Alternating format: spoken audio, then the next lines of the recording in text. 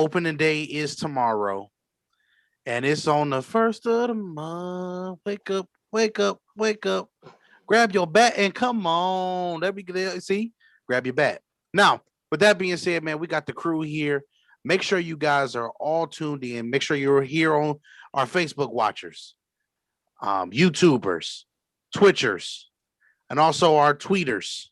We just happy that everybody is here tonight.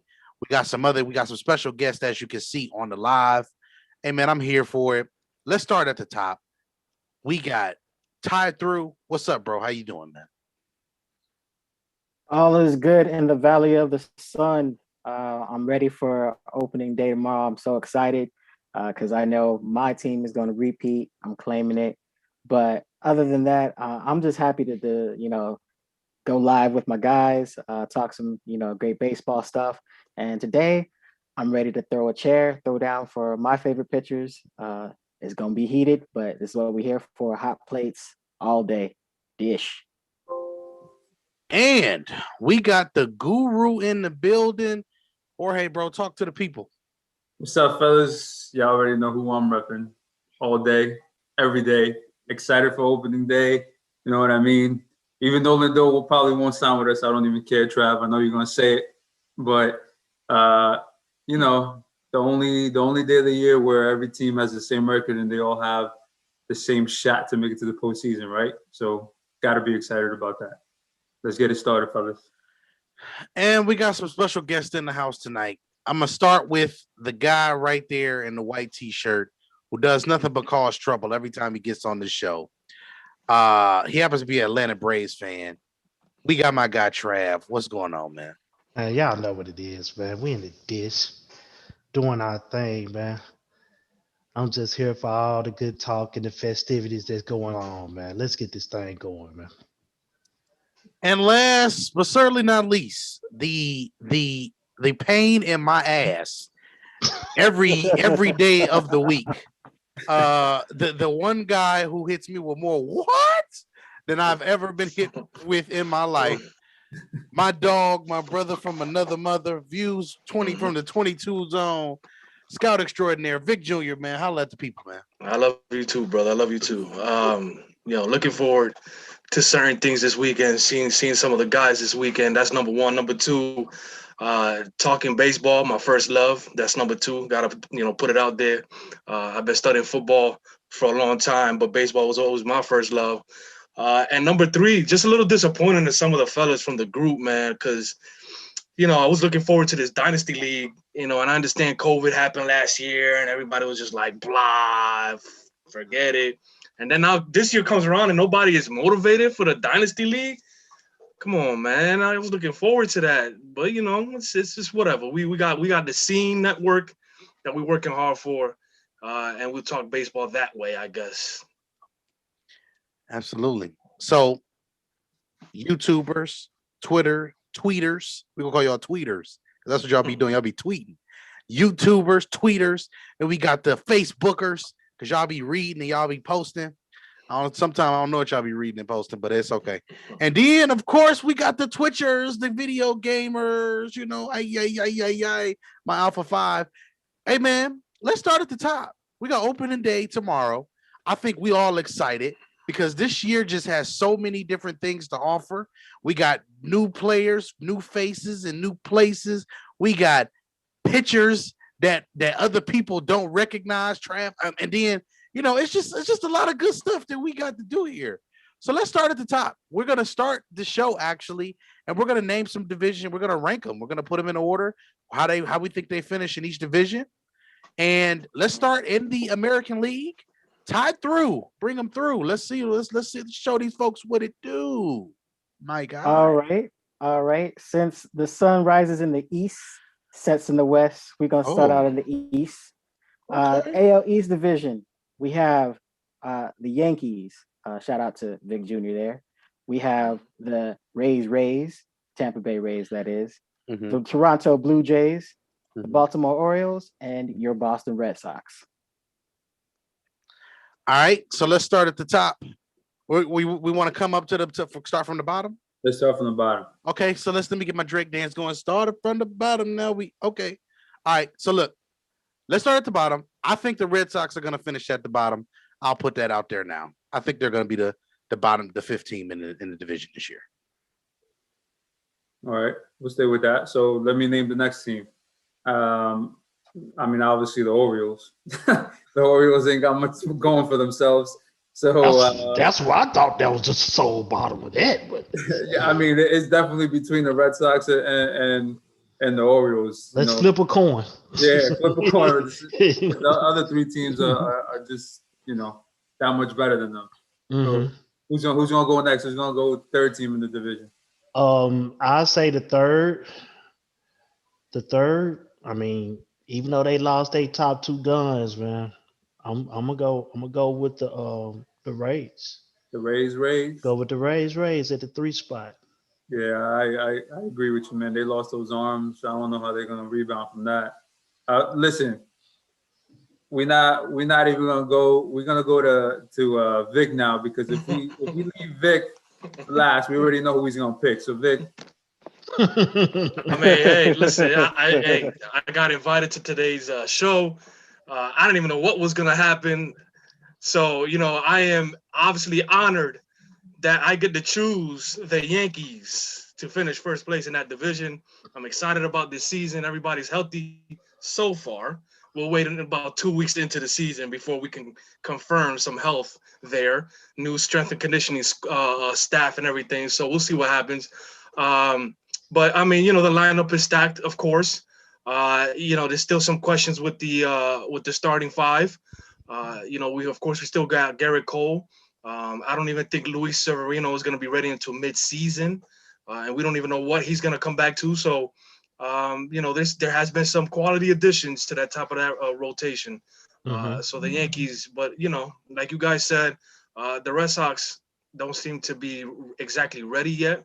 The Orioles are a younger team that they are developing. So, but the Yankees should be able to take this division.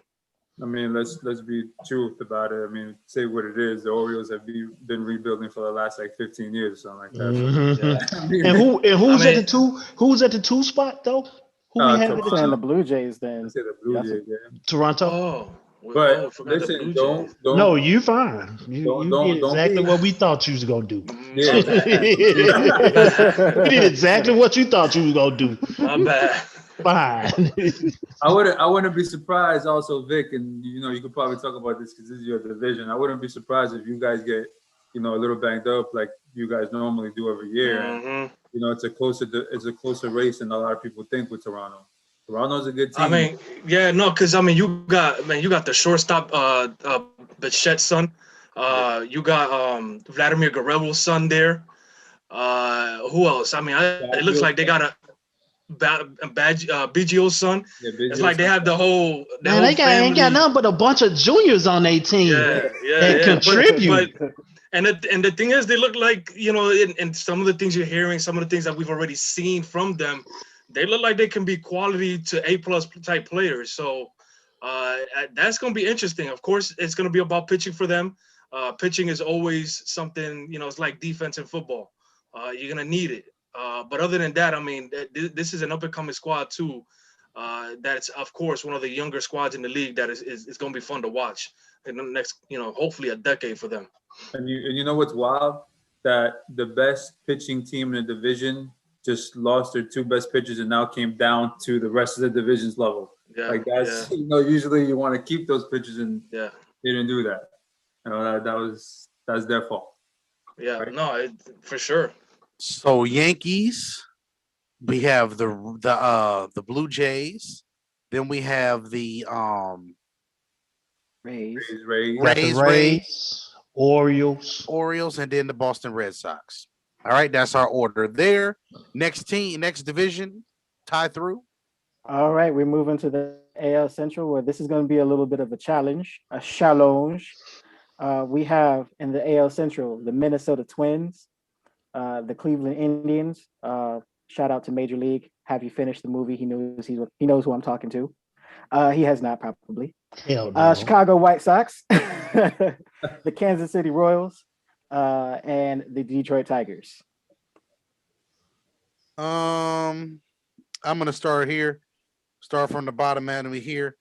Give me the Royals to finish last. Oh, Ooh. Interesting. I would figure you may say either the Twins or Tigers, but I'm gonna say actually the Twins. Here's my list: Sox, Indians, Tigers, Minnesota, and Royals. So you have in Minnesota, which actually won the division last year, finished fourth. Yes. They won it on the short year. You know what I mean? Yeah. So I'm not looking into that. Yeah, I need to let that The go White with Sox are short the year. best, are the clear best team in this division. What do you say, Vic? Who you got winning the division and who's last? yeah. I mean, I was gonna ask. I know they added some quality depth to the starting rotation. Lance Lynn and guys like that. How about but Eloy Jimenez, who's an outstanding young player in this league too, he's gonna be out for the season with a torn pec. Something that I just found out recently. So that's a big loss. I mean, they still got the other guys in that lineup. That's pretty tough. Of course, Jose Abreu and guys like that. So, are they? I don't know, first place with the Indians still, even though without Lindor. I think that's a good race. I think that's a good race between the White Sox and the Indians. Remember, it could be game. They can be games between each other. Yeah. If we think this is a tight race, it doesn't matter who finishes. It's going to be what 5-6 games who finishes first to fourth. Right. And actually, to bring up Jerm's point, they all finished a game within each other last season. Minnesota, Cleveland, and the White Sox all within a game of each other. Wow. Yeah. So that's gonna be a fight again, probably. Absolutely, because I think the Sox are a clear best team in the division, and I think everybody else kind of just falls in line from there.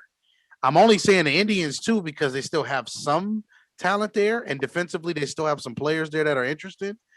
But I think overall, I could see them finishing third or fourth, and just like I could see the Minnesota and the Tigers finishing third or fourth. Is Bieber going to dominate again, or was last year just a fluke though? So That's going to be the key for me. I want to see. I just want to see consistency. Everything about Cleveland says that consistency is the key. I don't think they'll finish first at all. If they finish first, it'll be the Cleveland thing to do. But whatever. You know how it is. Y'all know the vibes. Ty, what's your order? So I'm actually going to say the Tigers at the bottom, and then I'm going to go Royals, and then I'll do Cleveland, Twins, and White Sox at the top.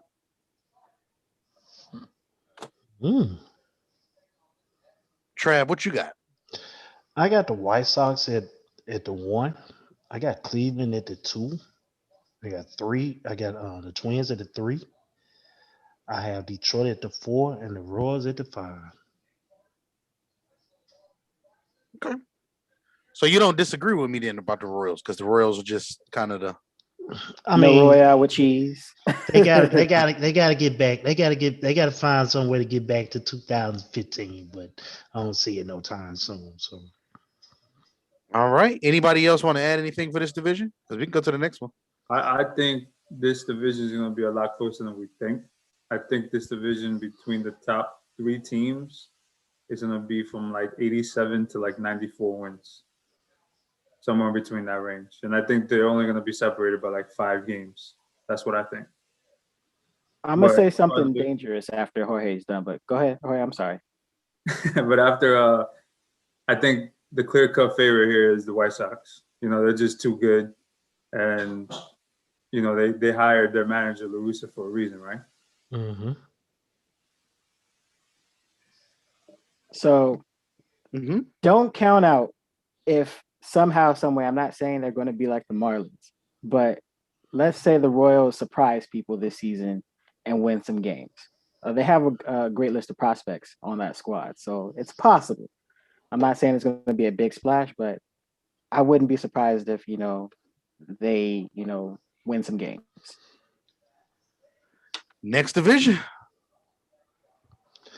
AL West, Astros, A's, Ooh. Rangers, Angels, and Mariners, man. We already know who the skipper got at number one because we know they still beating them. They beating them garbage cans, man. Let me. Okay, so here, 1 second. 1 second. Can't help himself. Yo. I can't be mad at you, Trav. Name the teams one more time, man. Dang. I hate this dude. I gotta write them down so I can keep them in order. And Astros, Angels. Stros. No, the Stros. Yeah, the Stros. We got the Angels. We got the Athletics, Oakland A's. Mm-hmm. We got the Rangers and the Mariners. What a division. All right, so As long as that little number 27 is on second base, man.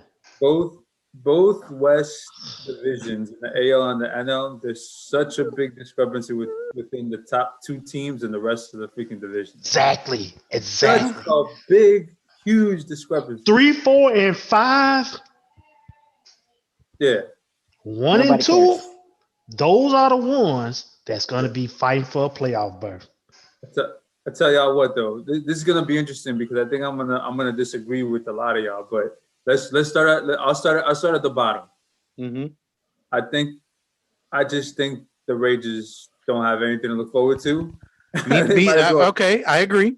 They might as well. Rangers is my 5. They might as well just cancel the season now. Oh wow! Despite the new stadium. Yeah. Right. No, let's just keep going because I got nothing else to say. Number 4, I got Seattle. Yeah.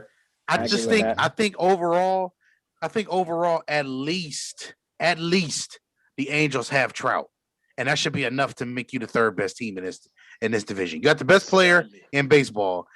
You got to figure out now. It's just time to start figuring things out. My number 2 is Oakland, of course. Y'all know the Germ Stros is number 1. Yeah. Hey, Trav. I mean, look, even the garbage cans get the steak sometimes. That's all I'm trying to say. Hey man, as long as that little midget number 27 is in second base, you gonna be right where you need to be, baby. You gonna be where you want to be. Look, I'm gonna tell y'all this. I think the Stros are gonna miss Springer a lot more than people think. Mm-hmm. I think he's gonna be missed more, like I said, than people think. And remind the people where he's at. He's in Toronto. So remember let's talk about that division. Honestly, and I'm gonna call it right now, I think Trout carries the A's into the playoffs. Man, I thought you were about to say the World Series. Nope. It showed almost slipped. It almost slipped. Watch it. Almost. Watch it. But you know what? That would be such an accomplishment for him. Yeah. If that was to happen, because that would let you know how dominant of a ball player he really is, because he really had to Superman that team to the World Series. Like, yeah, he had to be the whole Justice League. Yes, he had. Yeah, man, the whole Avengers, Justice League, Thanos, Stephen Wolf. He got to be all of them. Listen, if it's any time to do it, is now, especially when the best team in the division got a little weaker by losing one of the best players. Mm-hmm. And let's not really count last year. Last year was the first year Rondon, the third baseman, went to the Angels. So they're also getting that what's his name? I can never say his name. Antoni, the guy that DHs and pitches at the same time. I know what you're talking about. Yeah, Sheehy or Tony or something like that. Sheehy or Tony. I think he's their X factor, man. If he contributes and he can play the way he has overseas, I think they're gonna be in good shape. Vic, what you got? I mean, his injury though, he seems to be one of those fragile guys as well. Throughout the 2 years that he's been, playing in the majors, but the Astros infield, could arguably be the best infield in baseball. I can't think of another team right now that has an infield like that. I mean, you say that they could miss George Springer, but Alex Bregman at third base, I think is still just developing, bro, and that's a phenomenal player. Correa, and I forget the Altuve, the midget. I think they've probably already reached their pinnacle, their potential. But Bregman, I think, still got more to develop, and that's scary for that lineup and the rest of the AL. That Alex Bregman, that whole infield, and even Yuli Gurriel, the first baseman Kyle Tucker, who I think was an outstanding guy in AAA. Might play start in right field or left field for them. I mean, that's a squad, man. That's a squad for sure. So, it has to be. It's Houston. There's no question about it. Nah, they're missing their MVP, the garbage can, so we're good. Damn. I gotta say, like, to diss Germ and his Stros and this Mr. Vic Jr. and his best infield in the game. I mean, it's nice to say. It sounds nice, but I mean, anyway. do we have another? Debatable. But The Braves. I mean, yeah, debatable. But anyway, the A's, man, they got a chip on their shoulder, and you get Chapman back healthy. I think he's going to have a monster season.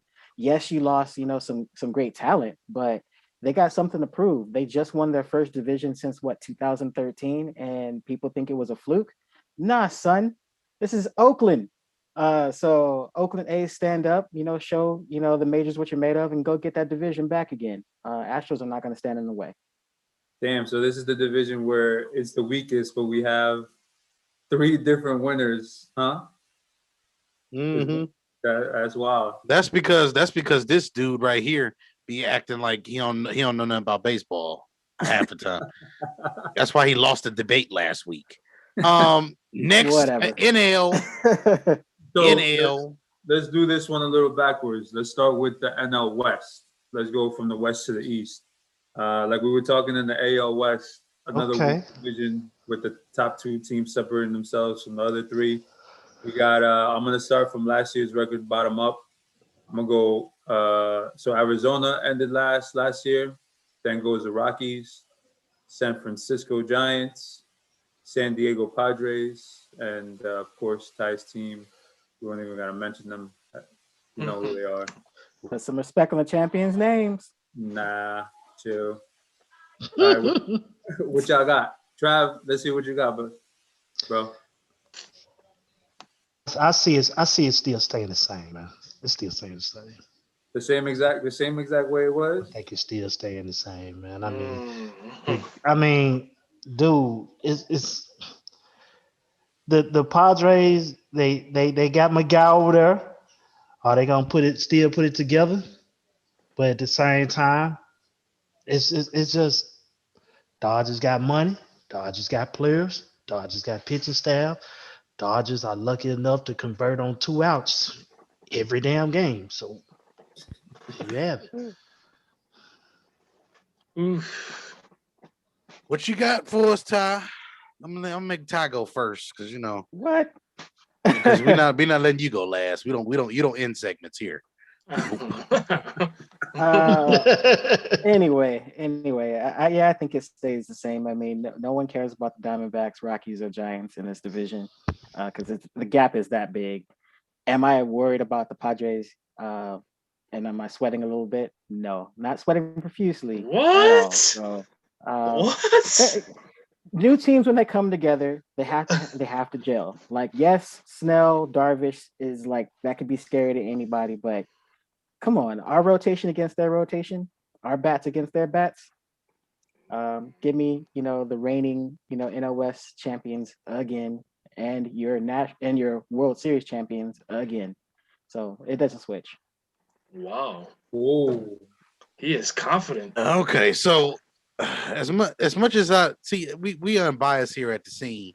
So as a scene representative, I have to represent for us while he's over there acting like that. So I have the Dodgers finishing 1, the Padres at 2. Give me the Rockies at 3, the Giants at 4, and Arizona finishing and bringing up the rear. I think at the end of the day, the Padres still finish within 5 or 6 games of the Dodgers. I think that that's possible. Dodgers come a little bit back closer to reality this year because we have to play a full season.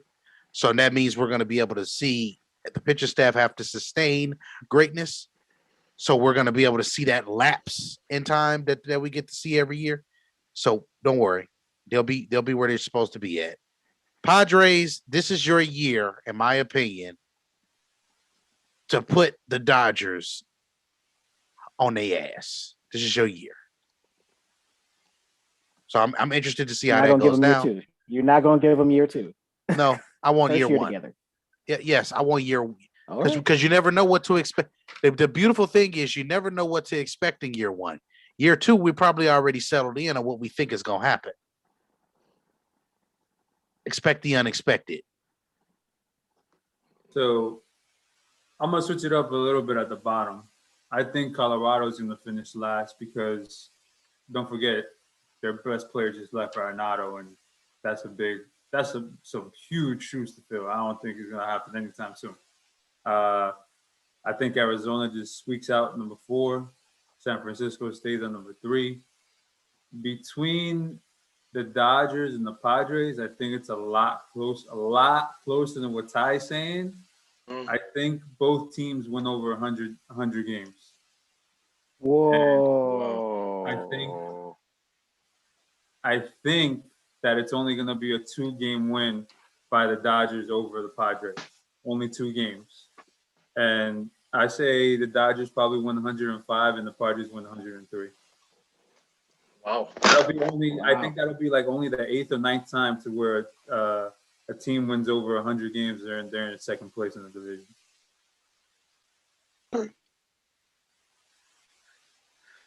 Next division.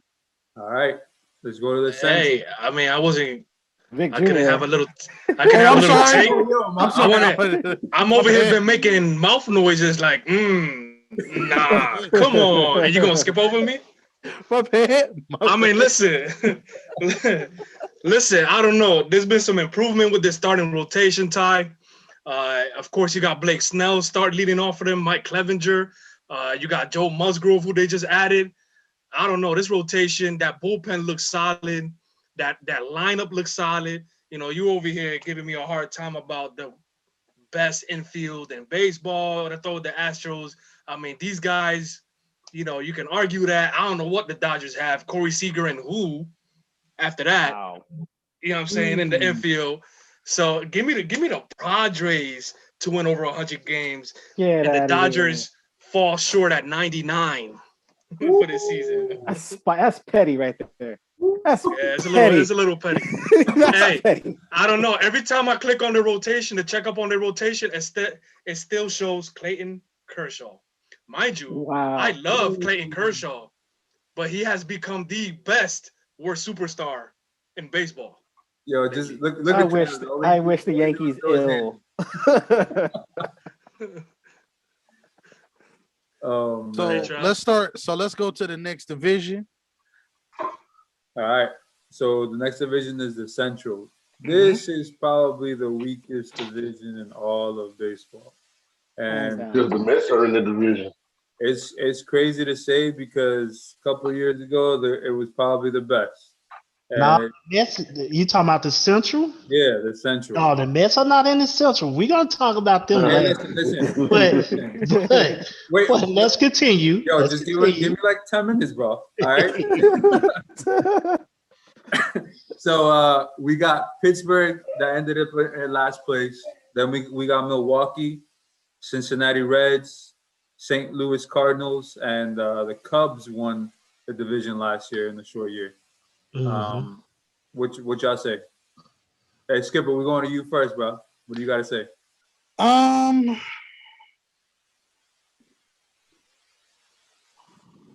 Give me Pittsburgh as I think Pittsburgh finishes 5 again. Okay. Give me Milwaukee at 4. Okay. Cards 3. Give me the Reds at 2 and the Cubs at 1 again.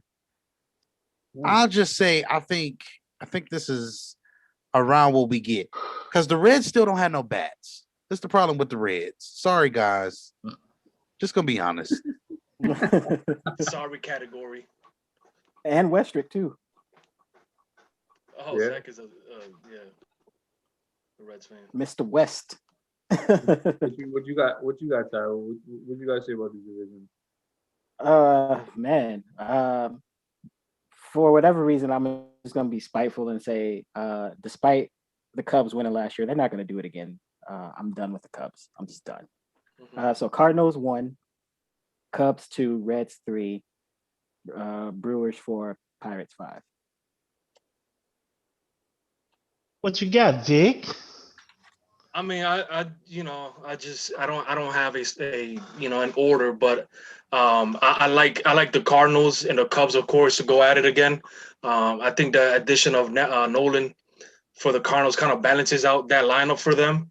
They have guys that can get on base and stuff like that, and Matt Carpenter, Goldschmidt and stuff like that. I think Arenado, might have a little bit more power out of those guys. So I think that between him and Goldschmidt batting 3rd and 4th solidifies that lineup like crazy, man. So I'm looking forward to definitely seeing what the Cardinals can do. But I think they take first place in that division too. Arenado won't bat over 270 this year. You don't think so, Dennis? I don't think so. You think Wow. you think those splits have a lot more to say than what I think those splits, man. I think those splits are. It's not as bad as Charlie Blackmon, but it's pretty bad. He it's not. I'm gonna say this. I say a good year for him will be 285. But I'm thinking he's gonna bet like 265, 270 this year. I'm serious. I see a drop. Just to let y'all know, what we're talking about splits is when Arenado, like we talked about, was played in Colorado Rockies. So in Colorado, the elevation in the stadium is a lot higher than any other stadium. So when he used to hit the ball would travel further. So his batting average and his home runs, his pop in the bat, is a lot more because he played there than any other stadium. He easily hits over 300 at home, and away he was hit over 270, and his home runs were huge difference. So what Dennis is saying that he's not going to live up. He's going to live up to those numbers because those numbers are true. So that's what he's saying. Right. Charlie Blackmon? Huh? I said Charlie Blackmon splits are like outside of Coors, he hits like barely 200. Man, he's barely ownable. Yeah. Yeah. So who do you got to win that division, Dennis?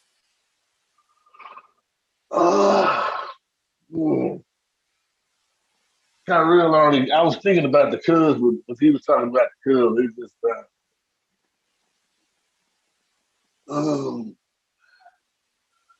I would like to see. I want to put my money on the Cardinals because, like you said, with the lineup, they do have some pieces to make some noise. So that's probably who I'm going to go with. Yeah. So I don't disagree with you guys. I just think the Cardinals are good, and by adding Arenado, it's just even though Arenado is probably not going to put up the same numbers he did as Coors, is another all-time great player, and he's in the lineup now. He can cover a lot of ground at third. He improves him there. Defensively, he's one of the best defensive third basemen ever to play the game. His range is crazy. And Dennis is right. He's not going to hit that well. He's not. His splits are going to come into play, but I don't see any other team coming close to San Luis division. But I am going to say I think the Reds end up second and the Cubs end up third. Oh, because of the Reds. I was just about to say that. I was just going to say the Cards. I was going to say the Reds may make a strong push just like they did last year. They may make that strong push again. Last year was crazy. And The Reds pitching was yes, crazy, man. yes, they were. They came in hot. They came in hot and ready like Little Caesars coming into the Yeah. playoffs. They came in hot and ready, man. I mean, like I always mess with storms. I always mess with Cat 5. I was like, man, I was at work, watching that game one. It was inning 6, it was 0-0. Then it went to the 9th inning, 0-0. Then it was at the 13th inning, 0-0. Like, who gonna give up something? But they were just that dominant. They wouldn't let it go. But then about 15 in, I look up. I said, "Oh, the Braves 1-0. Oh, wow! I'm glad we escaped that." But yes, that's what I got. I got the Saints. I got the Cards. I got the Reds. I got the Cubs, and it don't even matter about that 3rd and 4th spot. But hey, man, I don't know where to go. Listen, with Luis Castillo, who I think is outstanding young pitcher, and Sonny Gray, I guess all he had to do was get out of the Bronx to become a better pitcher. I mean, those two guys to start, the rotation for them, and then that lineup is tough. I mean, there's some young players there. We don't know what Nick Senzo is going to be. We don't know what Jesse Winker is going to be. I think they're outstanding young players, but we don't know what level they're going to reach. That's going to be interesting and fun to see what they do. And then Aquino, who had that show that he did a couple years ago. That's going to be fun. So, we'll see what happens, man. Cubs, that's a good 3-way race right there for sure. Yeah, don't forget, we always say this. Baseball, you win 30% of the time as a batter and you're a Hall of Famer. Don't forget that other 70% of the time, who wins? The pitcher. And what do the Reds have? Pitching. So let's move on. Let's move on to the NL East. Yes. So last place last year was the Nationals. 4th, we're gonna skip over that. 3rd, the Phillies. Come on, no. You gotta say it. 3rd, the Phillies. 2nd, the surprise team of last year, for real, the Florida Marlins. And 1st place, we're gonna skip over that too. Ty, what do you got for your list, bro? Who do you got? Who win in the division? Who's last? What's up? All right. So I'm sorry. Well, no, I'm not sorry to break your heart. I'm not gonna lie. I'm as much as I don't like Trav, as much as I don't like Trav, and he's my nemesis. The Braves, I'm giving up that spot. I will lock in the Braves as the division winner. You'll get a close second, a very close second from me, Jorge. You'll get, the Mets at the 2 spot. 3rd, 4th, and 5th. That is interesting. So I'm gonna say Phillies 3rd. I think the Marlins come back down to earth at 4, and rounding out 5. Definitely, I'm going to say the Nationals. I don't think they've gotten better. Ooh. Okay. What do you got? What do you got, Germ? Give me the Braves at 1. Give me the Mets at 2. Give me the Marlins at 3. Give me the Nationals at 4, and give me the Phillies at 5. Whoa. Phillies at 5. Nice. It's nice. I mean, if that's his opinion. That's a hot take right there, but it's not impossible. I mean, everybody else is getting better. I mean, can we definitively say that the Phillies are better than the Nationals? It's debatable. It's a very debatable, right? Can we definitively say that the Phillies are better than the Marlins? What I'm gonna tell you is, I don't think the Marlins gonna sneak up on folks like they did last year. Nah, they're not gonna do that again because they was beating people off the strength of COVID alone. Yep. So let's say this. Let's just say that the Marlins can finish 500. Will the Nationals or Phillies be able to finish 500 with them? No. Possibly, but I said possibly the Phillies. I say 60. I say 60-40. Okay, I think the Marlins can finish at least 500. I don't think the Nationals or the Phillies finish over 500. Really? It's a long season. Yeah, it is. And I think the Phillies got somewhat And I of think it's going to be a lot of 2-1s in the opposite favor for the Nationals and the Phillies. Just a couple more for the Phillies than the Nationals. What you got, Dennis? Who's winning this division? Who's last? And you want to fill in the middle? Go to Vic. Go to Vic first. Oh, okay. Go ahead, Vic. Shout out to my boy Trav. You know what I mean? And his Braves. But no, chill. Hold on. Don't. I'm gonna go with the Mets. I gotta stick with New York. See that you I'm gonna go with you want to start that shit. That's all right. Listen. That's all right. Listen, I mean, That's hey, all right. where you going? Ty, come back That's over all here. right. I'm gone too, man. I'm Bro. gone. I mean, but look at his rotation. You know what I'm saying? Like Syndergaard, DeGrom, what's the other name? Oh my God. Oh, Stroman from the Astros who came in. I think Edwin Diaz comes back and elevates himself to that elite closer status again. This is an outstanding pitching staff, Trav and Ty. So I don't see why not. Why couldn't they compete with the Braves? They got somebody to solidify that lineup now. With oh my God.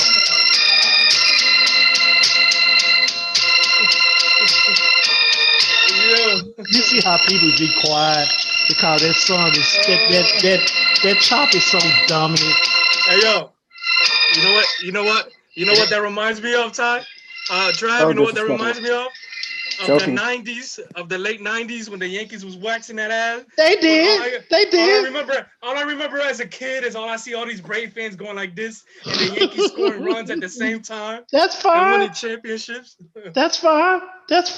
But you see, it still got respect. It does. It get respect. No, you just made us deaf. I can't hear right now. As long as you heard it before that made you deaf is what matters the most. I'm going with Queens, baby. Shout out to Queens in the Bronx, New York. We're going to take over. Forget the Knicks. Forget the Nets. You know what I'm saying? Forget the Giants and Jets. Let's let the baseball teams take over again like they used to. Sometimes the real taxi cabs and the roaches and rats, smokers out back, selling their mama's sofas. Mm-hmm. Yes, all I gotta say is that can get in the way. But we know where the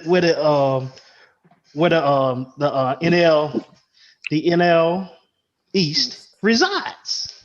We know where it resides. Man, I got two teams, man. I'm just gonna keep it short. It's gonna be. I think Atlanta taking it home, man. I ain't got time for that. We ain't got time to play with these folks, man. We ain't got time to play, man. But whose rotation is better? Whose rotation is better? Oh, the Mets. All right, and then the bullpen. Oh.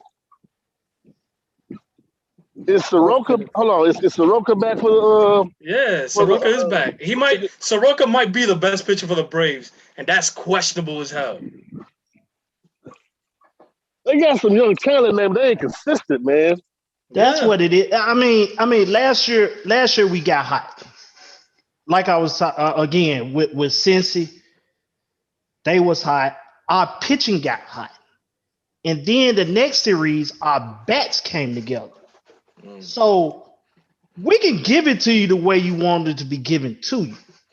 It's just the time. We're just when we got to put it all together, and we can't have people throwing the ball at our best player, man. Freddie Freeman is 2020 MVP, NL MVP. He's still there now. Right, and I think that they still got two of the best players in baseball. You know, some of the two best players in baseball in the center fielder and the first baseman. But I just see the Mets whole roster top to bottom is just. It looks lethal, man. It looks lethal. It's gonna be fun to watch. I get to see the Yankees and the Mets here in Connecticut, close to New York City. Get to see both teams every day if I wanted to. So I'm looking forward to it. I think the Mets is gonna win that division. Mets need to have an MVP and a Cy Young winner to do that. So let's see. But y'all know the vibes, though, man. I mean, for Yeah, my man. picks, man. I mean, y'all heard the theme song. It's the Braves, it's the Mets, and it's everybody else. Well, with that being said, I don't really have much else to say here in this situation for this division. Now we can get into the interesting part of the show here, Oh boy. where we're getting ready to rank some pitchers. So, first thing is, I just want everybody to recognize that my skipper is spelled very weirdly, because I feel like these folks is going to be um I'm sorry, I just read a message that just took me out. But basically, Just started. yeah, yeah. Hey, so with that being said, as Jorge jumps back in, Yo, with everything that could happen, that's what happens. He talking about my hamsters. dog. What you got over there? Ooh, I knew you were going to talk What you about got? that, Vic. I knew you were Listen, going to What go you there. got? Listen, You got the miniature hamsters over there? What are they called? The little tiny nah. mouse? My wife got home. She disconnected the charger off the wall, and at the same time, unplugged the router. I'm like, And plug the yo! router. I just looked at her, and she Yeah. was like, "My bad." Technical difficulties. Man. Well, so let's have some fun here, guys, here for the next couple of minutes. We're getting ready to rank pitchers. No, not yet. Not yet. I didn't get to speak my piece. Oh, he didn't. Okay, go No. ahead. Go ahead. 10 Hey, minutes of real Mets. quick, just the little bit of what you missed. I got them. I questioned them on who has the better roster, and they kind of was like, but the Braves, but they got this. They didn't know what to say. So talk to them though, Jorge. All right, here we go. Here we go.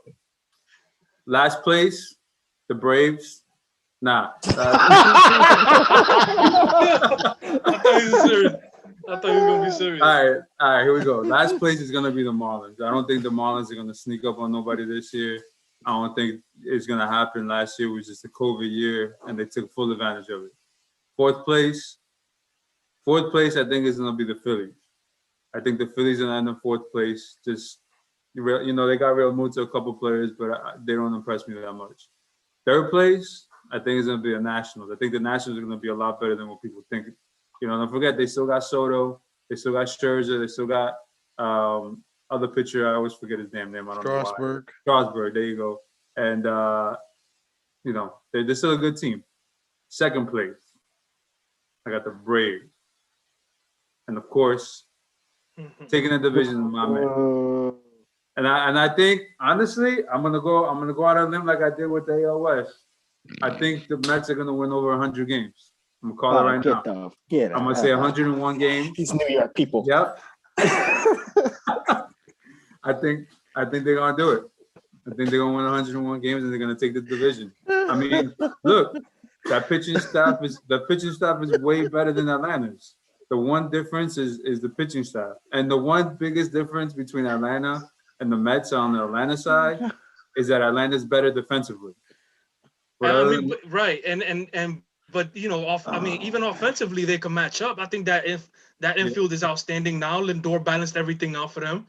Yeah, you know what I mean. So I know they got the MVP at first base, but the Mets got a young buck at first base that has MVP capabilities as well. So hey, this could be the year. Who knows? We could try. Get off mute. I know you want to say something. My question for the Mets is, will Alonso be able to do more than just hit home runs? And my answer to that is he doesn't have to do more this year. You know why? Because they have Lindor now. They needed a player like Lindor, and they finally got one. And he doesn't need to be the man. In the past years, Alonso put that weight on the shoulders to be the man. He doesn't need to be the man this year. That's why Alonso said pay him. He said pay the money. I like that kid y'all got, the White Swift. I do like him.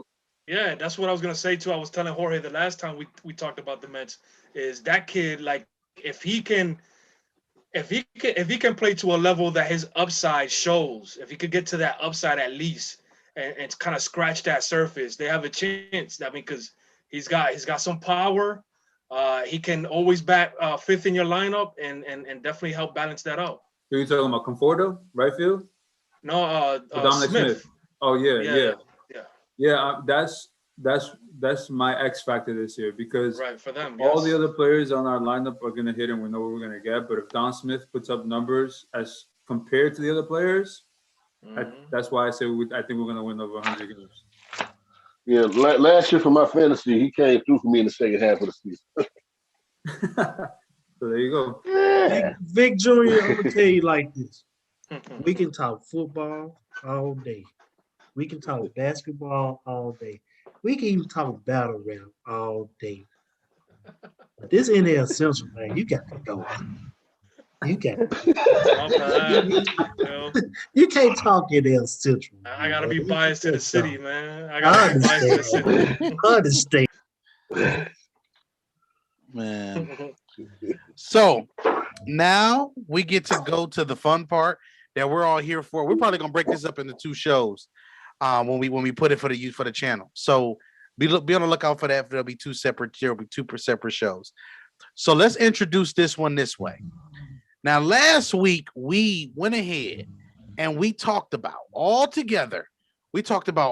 great bats from all of these different, situations. We talked about the Ken Griffey's of the world and everybody else. So this week we said, hey, let's do the top 5 pitchers. But the stipulation was we had to agree on the order of the first 2. Now we have to agree on 2 people. So now we get to put this out there to the world. I just want everybody to know we have Maddox. Better be a Pedro out there. A Martinez. A Martinez. Yes. Pedro Martinez. And a Johnson. Oh my God. Come on. Unit that dude, man. Now yeah, he ain't gonna even lie. we're gonna start right here. I'm gonna tell y'all right now which pitcher I think should not be in the top 2. Out of these 3? Yes. But here's what I want to ask you. Go ahead and go from your 5 to 3. No, that's not how we're gonna do it because we gotta agree on the first 2 first. Gotta agree on the first 2 first. So we going from 1 to 5, not 3 to 5. We're going one to 5. Okay. Gotta go because we gotta agree on the first 2. Now after that, we'll do individual orders and stuff like that. We'll do that last. Let's stay there for the end. And your top 2 are? My top 2 are, and I'm not gonna put them in order. My top 2 are Maddox and Johnson. Randy? Randy Johnson. Whoa. I still got Greg. Now, I mean, not saying this is just my order, not being biased.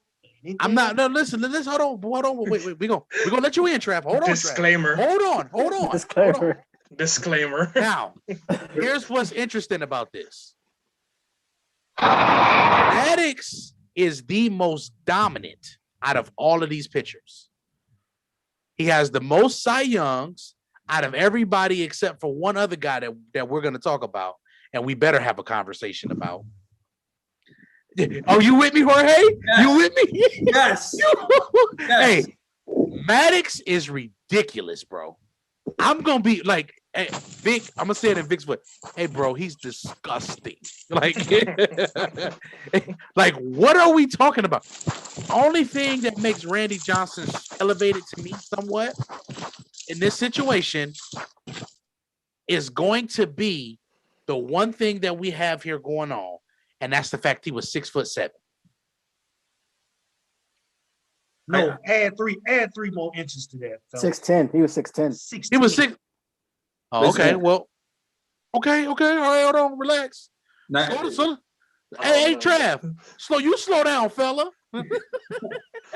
No, but with all that being said, he was huge. Yeah.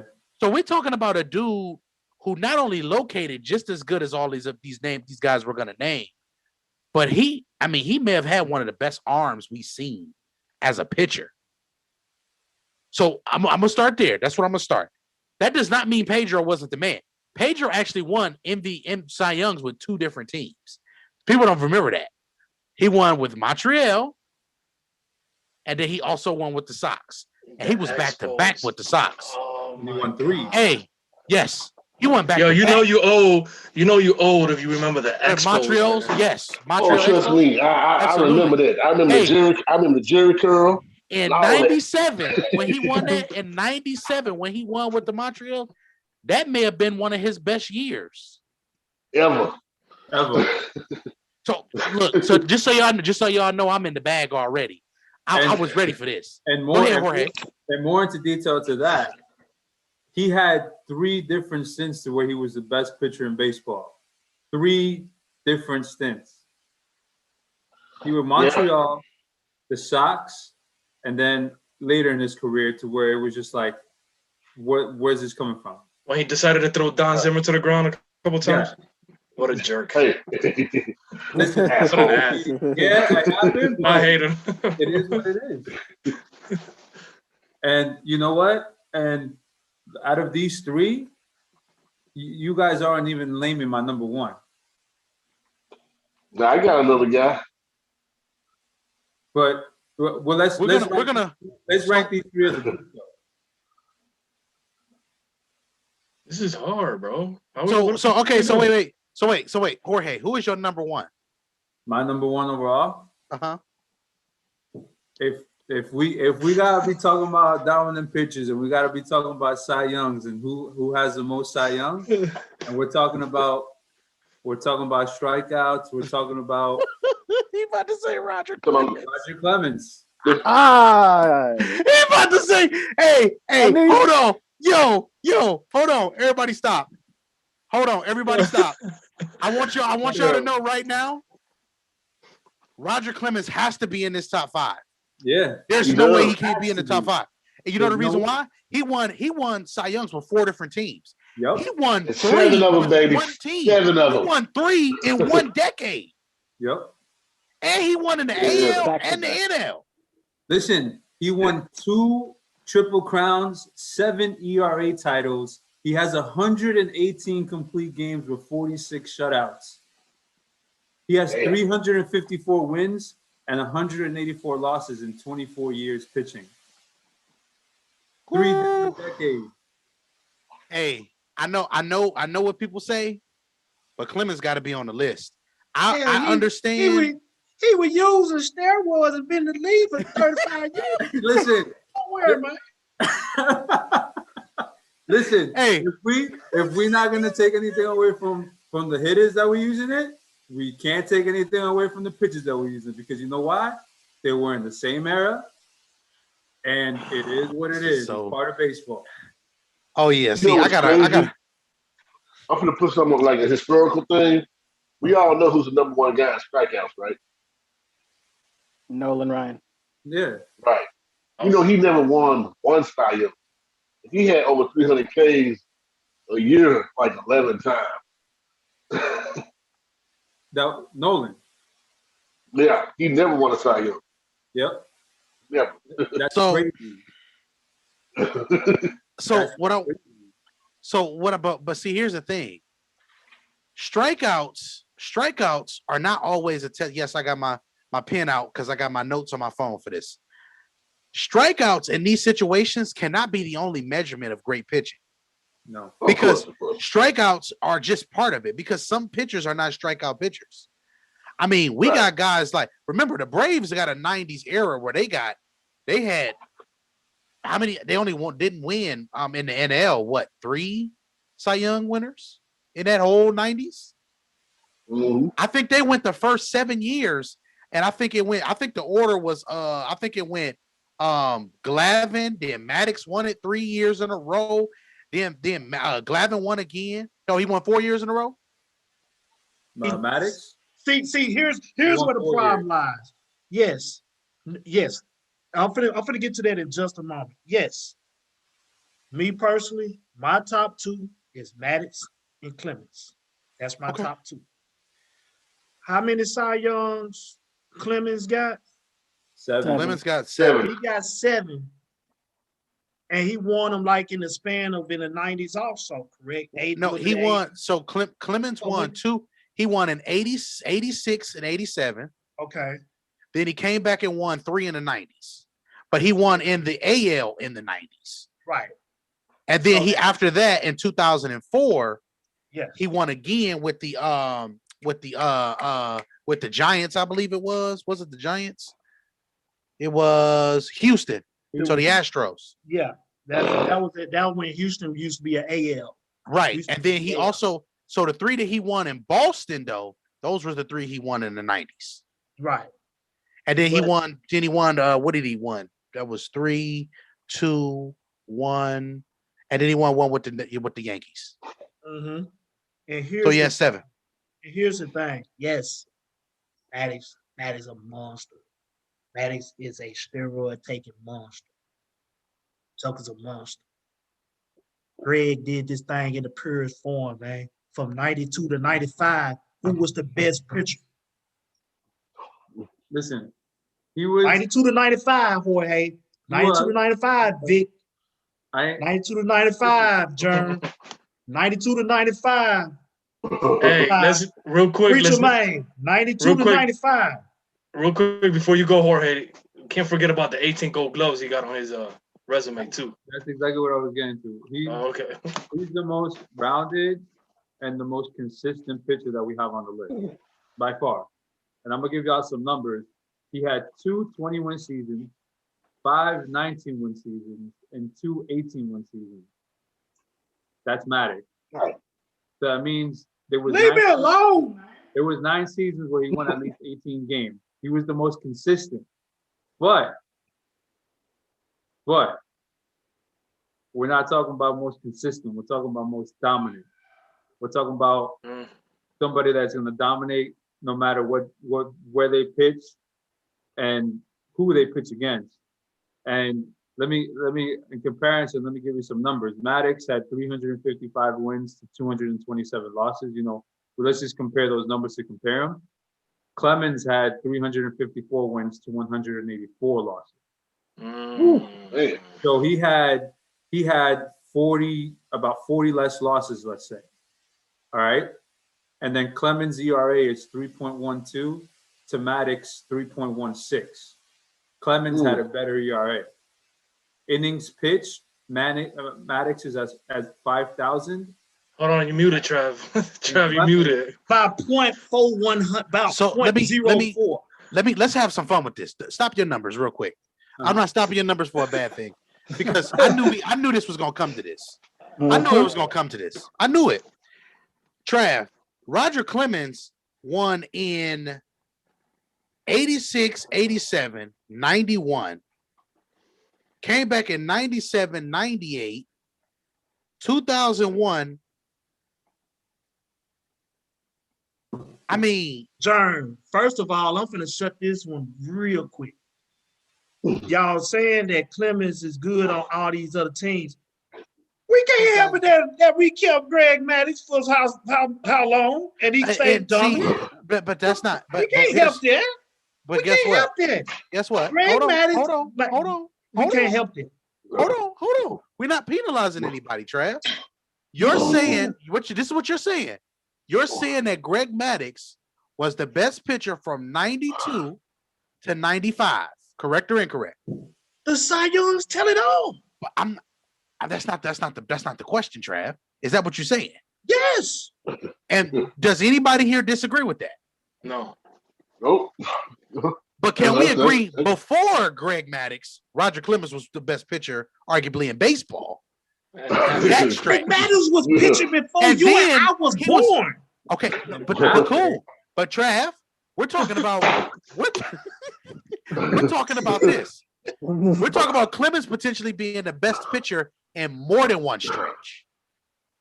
Yeah. And what you think Greg Maddox was? He just stayed on the same team. No, he started getting He beat by his started with the teammates. Cubs. He started with the Cubs, and he ended everything with Atlanta. Just because he went to San Diego, we don't even count that. No, but Trav, What he's saying, Yeah. what German's saying is that Roger Clemens dominated in 3 different eras. Wherever he went. 88, 99, I mean 80s, 90s, and 2000s. Man, this is kind of like Tim Duncan and Kobe. It could Bryant, be man. it could be the medication that he was taking. Who knows? Yes. You know, but I don't think. See, Trav, don't shade another guy to get your guy. Yeah, you gotta get better. Walk away. Get out of here. Get him out of here. Because they Hold on, have equal amounts. Give me a second. A lot of stuff, it's like, well, this person got 1 or 2 or 3 more than this person. This person is 0.04 better than him. But when it's all said and done, the stats are just about the same. But when you look at Cooper's time, who's there and who's not? oh, But Trav, that's not an argument. That's not an That's a argument. whole other. see, look, What? That's not an argument. What? No, Trav. Okay, No, What? Trav. Hold on, No, hold on, Trav. hold on. What? Let me Leave me alone. let me Leave rebuttal. me alone. Let me rebuttal. go ahead, Preacher go man. ahead. Go ahead. Preacher man, get on for me, man. Let me rebuttal Get for a on, second. preacher man, because I'm gonna ask y'all this: who's in this town and who's not? Let me give you a rebuttal. Though. Yeah. Arguably the best hitter in all of baseball that we've Hey, ever seen. hey, I understand that. And why? But we're talking about these pitchers right now. It's the We're same not argument. talking about my guy Pete Rose. It's the same We argument. talking about It's the same argument. no. Who's Yes, it at is. Cooperstown? Yes, it is. It's the same Who's argument. there? It's the same exact There. argument. Yeah. Who's there? Leave me alone, Oh, man. we got ourselves a. Here's the problem. The What's the problem is, problem, Trav. Jeff? First of all, the first problem is Ty's sitting over here too quiet because if Yeah. Kershaw even comes in this list, I'm slapping him. No. We gonna fight. First, We gonna fight for Bro. real. Listen, no lie. no, I'm gonna bring him up. No lie, Jerm. I'm gonna bring him It up. was a couple years that Kershaw was one of the best pitchers Yes. we've ever seen. Ever. Before those playoff blow ups, he had how many Cy Youngs he got? Like 4 himself. No, he doesn't have 4. He has 2. Got 3. Good try. Okay. He has But 2. he had He has three. He He has had three. some. He has three. He still had He has seasons. 3, sir. He has 3. Oh, don't worry. I got it right here. So I'll He still had some seasons. It's, He still had some seasons where like y'all he was don't the want me to best. talk pitcher. about it. Y'all want me to talk Y'all want to know something? Oh yeah. Okay, 3. Y'all want to 3. know? Y'all What's want to that, know? boy? I'm a one off. There's a current pitcher that's still pitching that I'd rather have than Kershaw. That's who. Verlander, DeGrom. Huh? Verlander, DeGrom. Verlander. Verlander. Yeah. I'd rather have I don't know. Verlander. See, the only problem Verlander hurt. Yeah, but it doesn't matter. I'd is rather Verlander still not one of the. have. See, Yeah. It don't matter. wait, hold on. We're talking about a Verlander that was winning as throwing at 97 to 100, and then a guy who I won know. a Cy Young throwing 93 and 94. I know, but last time I saw him, he was hurt. So I don't know what he's gonna be when he get back. That's what I'm saying. And I'm not okay, I'm not trying to put I'm just talking about, like I said, let's not act like for a while before the playoff stuff started happening. Kershaw was very dominant. Let's not Kershaw and Verlander not both do run their first Cy Young the same year. That was Yeah, 2011. So 2014 was his last. That's when he was in when Detroit had Verlander and Mad Max and all them, right? Kaiser and all them. Yes. Yep. Yeah. Wow. You believe y'all believe that Detroit had all those good pitchers like that? Detroit had a monster squad, man. Yeah, they did. Detroit had a monster squad. They had monster bats at one time. Tag me in, Germ. Tag me in. Come on, let's go. Because Dennis is riding with me. Thank you, Dennis. But what if You're I welcome, told brother. you, for as much as y'all give Kershaw his playoff slander, Clemens dealt with the same thing in the postseason for a good minute. Who said anything about play? See, okay, stop with this playoff stuff. I told you that before the show started. We're not doing But playoffs. We talking you knew I was about going to bring it up pitchers. last week. No, you knew I was going to bring it up. Oh, Last week, and I had to bring it you're up. right. And on top of that, Go ahead. and on Go top ahead. of that, Go ahead. Kershaw is a Gold Glove winner at his position. At his position. Yep. So if we're talking about dominant as far as impacting the game overall, you have to put Kershaw in there. Not disrespecting Clemens at all, but if you're gonna, don't disrespect Kershaw just because of what his reputation in the postseason. Because let's be honest, that's what you guys are really thinking about. Let's be honest. Let's call it. No, it's not what I'm thinking about. No, that's not what I'm thinking about. Tell me I'm thinking about a 4-year period where he was good, and I'm thinking about the rest of it him being very good. And I'm thinking about guys like Pedro Martinez, who I think had better stuff than Kershaw had. I think Randy Johnson has better stuff than Kershaw had. I think Greg Maddux had better stuff than Kershaw had. I think Roger Clemens had better stuff than Kershaw had. And I damn sure think Justin Verlander has better stuff than Kershaw had. So that's what I'm talking about. I'm talking about the disgusting stuff that we see these pitchers do. And I'm going to get adamant with you, and we're going to talk about this because I got it. I came prepared. I came for war. Damn. Oh, I think Pedro Martinez got better stuff than what's his name. Let's do this. Let's go it. Let's do this. Number one. Let's do this. Better fastball. Clemens. Verlander or are we taking Kershaw? Verlander. Better fastball. Verlander. Location. Man, paint both sides of the corner. Rig him up. That you're out. By the way, you just got punched out on that one. Change up. Not even. Change up. I give Kershaw. Kershaw changeup was bad. I give that to Kershaw, and I not mad at that one. Kershaw's changeup is one of the 5 best probably in history. And another thing that plays in his favor is he's left-handed. He left-handed. This is the ultimate problem with this. Everybody on this list right now is right-handed, bro. Except for everybody. Randy. Except for Ben. By the way, except for Randy. Give Kershaw this too, Jeremy, since you want to come for war. How about his pitching style as far as his delivery? Who hides the ball well? You don't know what he's about to throw. Kershaw, as far as his delivery, as far as how he pitches the ball, you don't know what's coming. And then on top of that, to add the movement that he adds, give Kershaw his respect. No disrespect to Verlander. I ain't gonna even sit up here and lie. Okay, that's all great. I ain't gonna That's sit all up here great. and lie because it's for some reason it's only one pitcher I've seen that's a right-hander with left-handed stuff. That was when the Nationals went on that World Series run and they had the dude second behind Strasburg. But the stuff Corbin? Kershaw had, yes. The stuff Yeah. that Kershaw can put together when he's winning or leading a game, dominant, It's crazy. it's dominant stuff. But look, and here's where I want to go with this. He relies a lot on that changeup, but when his changeup is off, he's done, and we've seen that a lot. And you cannot say that about the other pitchers on this list. Right. You cannot say that they rely so much on that one pitch because you know what? These other guys had like 4 or 5 pitches except Randy. Randy had 2, and that's all he needed. Whoa. Hold up. Pause right there.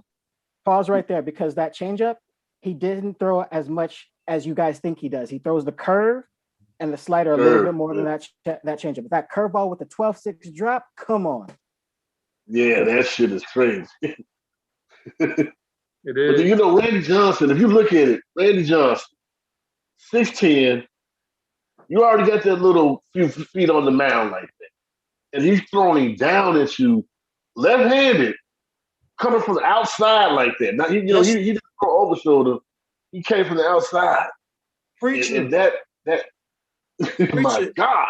It's so crazy. The man is 6'10", and just think a person with a normal arm is just coming out the mound. Just they probably fingertips touching them from the mound to the grass off they stretch. He has a full forearm in the grass after he released it. So him throwing 98, 99 at a consistent basis is big time with him. And then he has one of the nastiest sliders for a left hand. Oh, Jesus Christ. Ever. National Jumping success, off, period. you be Ever. jumping off your batter's box. If you left-handed, you looking at it going right. If you right-handed, You remember that bird? to the inside. You remember that bird? The bird that tried to test him? That bird got hit with a slider. So I can beat it. let me put this into perspective. But Before the show started, we said Maddox, Martinez, and Johnson better be on the list. So that's why I started with those three pitchers. At the end of the day, why I started with those three are because that was a consensus three that everybody was going to have on the list. Now, a player that I know wasn't going to be on everybody's list potentially was going to be Verlander.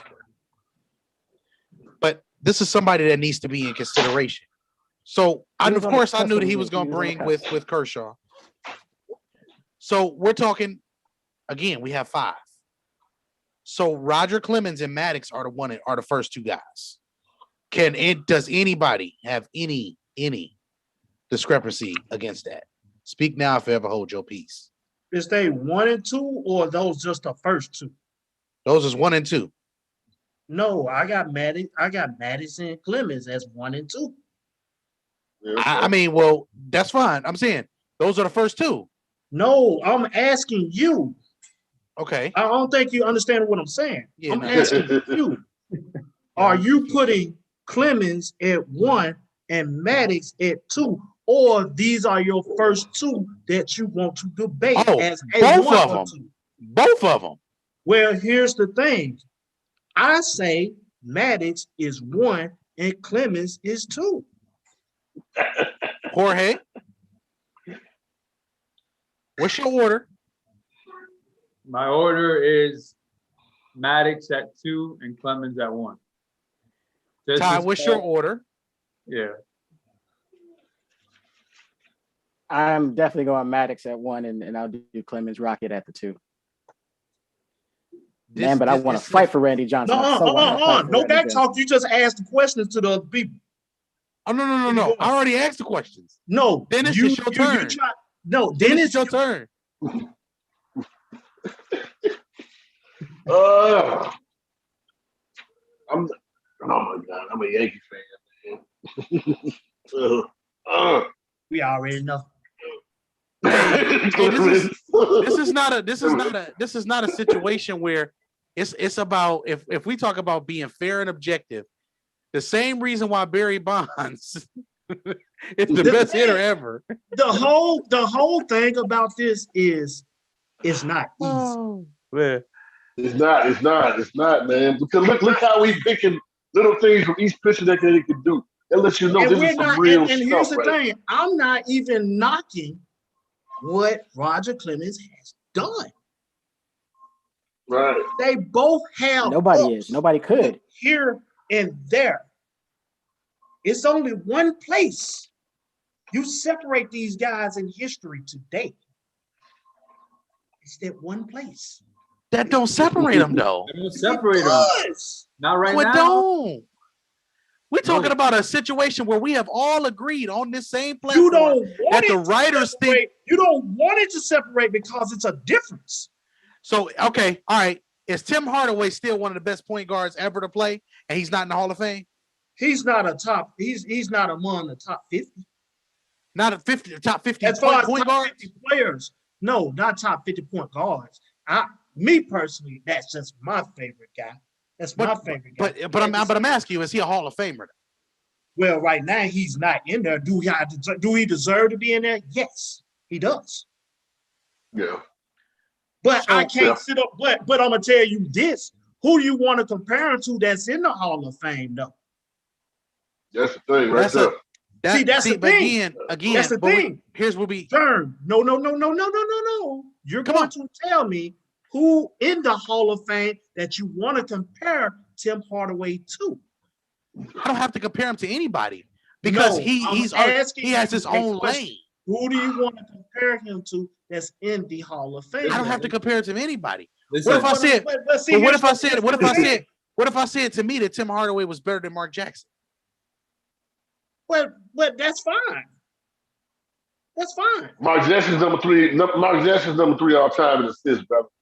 What does that mean? What does that mean? That's Y'all don't throw fine. stats at me. That don't mean shit. That's fine. That's a New York. But see, Hey, that's a New York Knicks that's fan what in I'm me. saying. That don't That's mean. what I'm Hey, saying. We hey, hold looking on. at the We same talking about apples. stats. We're looking at the same apples and the same oranges. It's just a difference Right. in one person basket. Somebody got a Walmart bag, and somebody else got a HEB bag. Which bag is going to be the biggest? The HEB bag is a little bit bigger than Walmart. It's a little bit bigger in Trav. total the stuff that it has. It's a Clemens little has bit bigger. more awards. He has more He has 7, you got everything. 4. You got 7, you got 4. But look at the Golden Gloves. Who has 18 Golden Gloves? That's why we said. Yeah, that's what I'm saying. Greg That's Maddox. what I'm saying. We're talking let's be about honest. awards. You want to compare the awards. Okay, the Cy Youngs, but So this man got these awards. if this player, Hold on. Before we get into another conversation, what's more important for a pitcher, to win a Gold Glove or to win a Cy Young? Let's be honest. If we want to talk about what it is, what's more important for a pitcher? I mean, you can say the Cy Youngs. You can say the Cy Youngs. You can say the Cy Youngs. man, come on, man. Just answer the You can question. say the Cy Youngs. Just answer the question. You can say the Cy Youngs. Okay, I don't give a shit if my pitcher wins a Gold Glove. Well, how many? But I'm gonna ask you though, how many? But that's fielding. Ain't that a part of being a good pitcher? Fielding the rock, No, fielding the pill. No. You're getting that confused. No. See, the stuttering came in. Listen, and that's a part of being a good pitcher, fielding. Because you're getting Because that confused. here's the thing. Here's the thing about that. Let me argue your question though. No, well, go ahead, because I got you. Okay. Cheers. Okay. I'm So, cheers. I'm being cheers. the better pitcher doesn't mean that you're a Gold Glover. Being the better fielder means that you're the Gold Glover. Being the better pitcher means you have more Cy Youngs and you win a Cy Young and you win Triple Crowns. Okay? So, does my pitcher necessarily have to field? No, he doesn't. Why? Because he has other position players that field the ball when it's hit.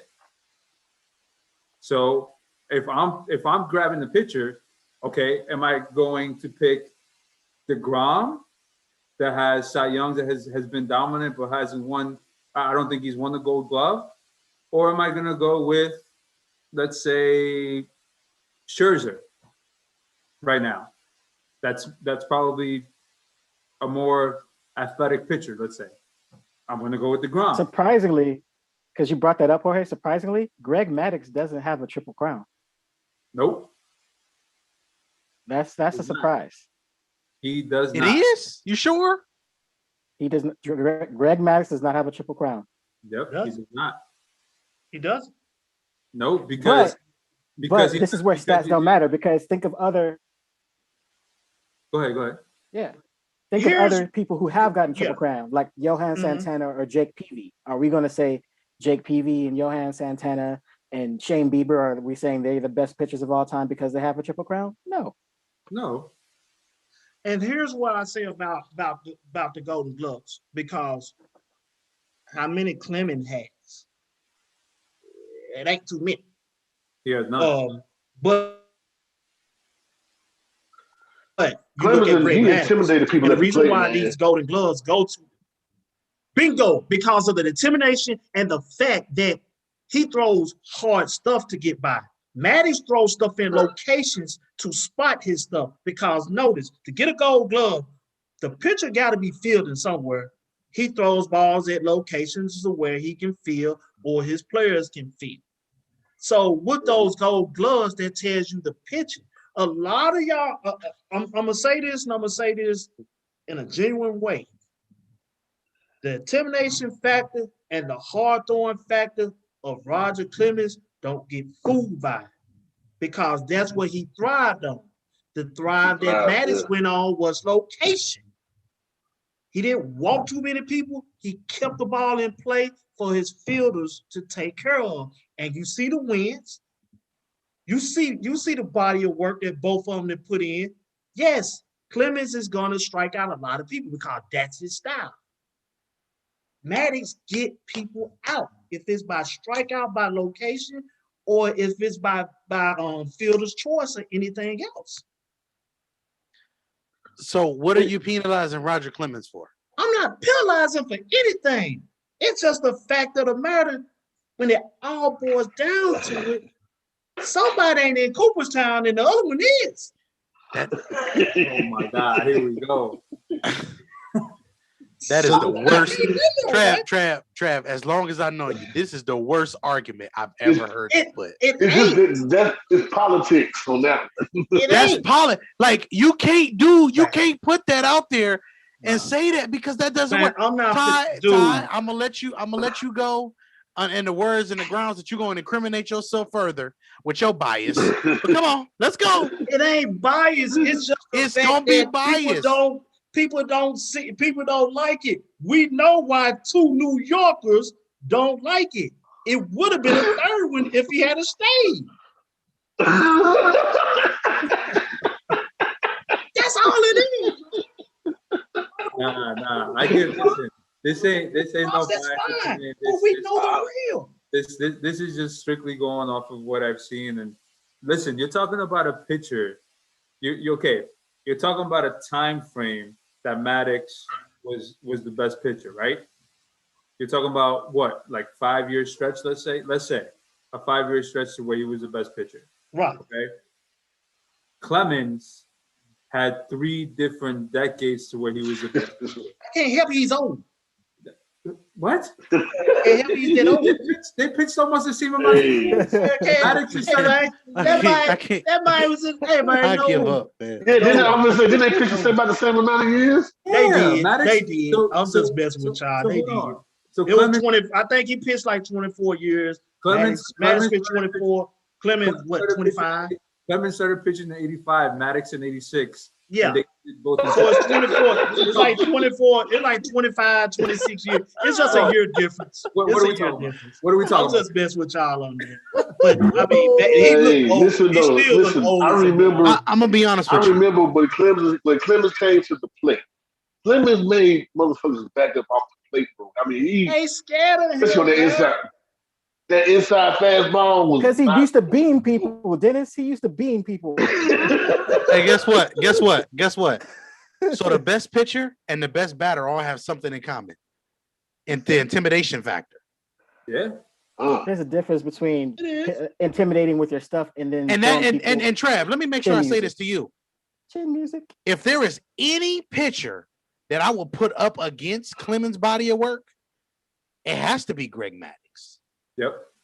It has to be because again, we talking a 4-year stretch, right? But we're not talking about the fact that Glavine won before him, and he was still on the same staff. And then after he won, then Smoltz won. That was a big time pitching staff for Greg Maddox to do what he has done for a career. I think Greg Maddox has to be. You know, I got to say this though. I have to say this though. To have that 3-headed monster and only one chip during that time, that gotta hurt. It hurt, and that's a lot to be seen on this whole comparison because I ain't gonna lie. With all that dominant that Reds team that Raj was on, they had big time bats. Then he got bought out to the Yankees. Of course, they got big time bats. I mean, and I'm not gonna say Atlanta didn't have big time bats. It's just they didn't show up in time for them to have That's the biggest market in baseball, man. It just is what it is, Trav. The Yankees have always been the biggest market in baseball. Man, David Justice. David Justice was fine until he started messing with Holly Berry. He wasn't the same fist. He let her go. He let her go in 95, man. He let her go in 95. So 1 and 2. So 1 and 2. So 1 and 2. We got Clemens and Maddox. I do think that we do need to have this discussion, but Dennis, you never put yours in. So what he did. He did. What is that? Okay. Yeah, I did, when y'all said like I said 1 and 2. Clemens and Maddox. 1A and 1B. That's where you gonna put it. That's where you gonna put it. That's where you gonna put it. That's where you gonna put it. 1A and 1B. That's what you gonna put it. I got you, Trav. That's how you gonna put it. 1A and 1B, man. I ain't finna sit. No, I mean, and I can't. I just can't knock Clemens, man. I cannot knock Clemens, and that's why I'm telling you, my top 5 when I made this list. Like again, I told y'all, my 1 and 2 was set when I talked to y'all last week. You had Clemens from the very beginning. My 1 and 2 was set. He had Maddox and Clemens at the beginning, and the scramble was 3 to 5. My scramble was 3 to 5, which my 3 was because Trav did it while we was all on the thing. And Pedro, it was hard for me to not put him in second. Who, Pedro? Yes. I know. That's what I'm trying to tell you. This is because, like, really and truly, even though I'm agreeing with y'all, I'd be like, damn, how can I not put Pedro in 1 or 2? Pedro, and again, like we were saying, I remember the Expo stuff. I remember the line on the Shields and Vladimir Guerrero and all them folks was there. Vladimir with no gloves. Can I